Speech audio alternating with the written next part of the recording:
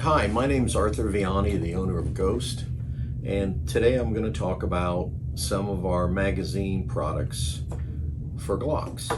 So we make a series of magazine extensions and floor plates. We call some Moabs mother of all base plates, which I thought was funny because of the Moab bomb. And I hope the product didn't bomb, and it hasn't, so we've been fortunate in that regard. So what came about was I'm crazy about Glock pistols. I've owned Glock since 1986. I got one of the first 17s that came into this country, and I've been a Glock fan, devotee of them ever since. Well, one of the things I noticed as I progressed and I started Ghost and started manufacturing products for Glocks, the magazines, although exceptional, have some minor flaws, and one of them is on the base of the magazine, the metal doesn't go all the way to the bottom, and as you see, they flex considerably. So when you add magazine extensions, the issue is that because this flexes that much, they can be levered off the magazine, spilling your ammo everywhere, and could be embarrassing or could be worse. What I did was, after making magazine extensions for years and having a few fail and getting feedback from a law enforcement agency that purchases our products, I came up with an idea, and the idea was to create this perimeter fence or boss which extends up to the metal magazine. So what that does is it makes this so rigid that you can't pry it off.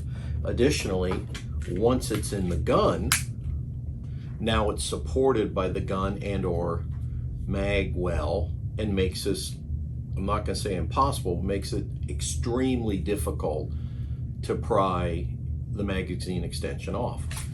And of course, if you're running a magazine extension in a holster or concealed carry and you get thrown to the ground, you don't want your magazine ripped off the gun. So the other thing we did, so we made different versions. One is called the Low-viz, so it's very inconspicuous and it prints minimally if concealed carry, or none at all depending how you do it. And then the others are Gen 2s. This was one of our most popular magazine extensions for all our guns, and so what I did was I just increased the durability and the strength of it by adding the boss to a current production item. So all these go easily in the gun, and they provide enough traction surfaces if you have a malfunction, they can be easily removed. And one of the offshoots of this product was the Low-viz Moab. So we made these before, and we had large tabs on the side, and they were larger in overall diameter, which was great unless you ran a magazine well. So if you ran a magazine well, they wouldn't function. The other issue, if you run a magazine well on certain Glocks, or just about all Glocks, the base of the magazine goes into the gun and it sits below the plane of the mag well, and there's no traction surfaces. So what this gives you is that you have these lips here which provide great traction surface, but they don't extend past the frame of the pistol. So this gives you great purchase, low vis, and if you have to slam the magazine in the gun under duress, it's curved so you don't hurt your hand. So that was the Low-viz Moab. That is not an extension, it's just a base plate that provides benefits for you for traction and inserting the magazine. And this was a 19. On the bigger guns, we do the same thing. So you'll notice on this one how much further it sticks out, how much traction you get. And if you look at the stock magazine, there's nothing here.